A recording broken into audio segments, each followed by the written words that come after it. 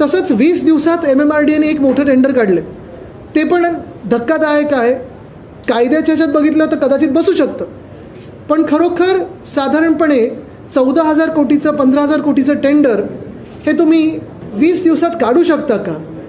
हा एक मोठा प्रश्न उपस्थित होतो आणि ही लूट जी चालू आहे ती भयानक आहे.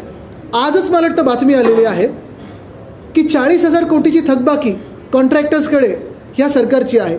कॉन्ट्रॅक्टर्स उद्यापासून आंदोलन करणार आहेत आणि हेच मी सतत सांगत आलो आहे, गेले 2 वर्ष सांगतो की यांचे आवडते लाडके कॉन्ट्रॅक्टर्स आहेत, त्यांना पैसे दिले जातात, त्यांची बिलं काढली जातात, 10% ॲडव्हान्स मोबिलायझेशन दिला जातो, त्याच्यातून स्वतःचे टक्के काढतात हे, पण पुढचं ना काम होतं ना कॉन्ट्रॅक्टरना पुढचं पेमेंट होतं.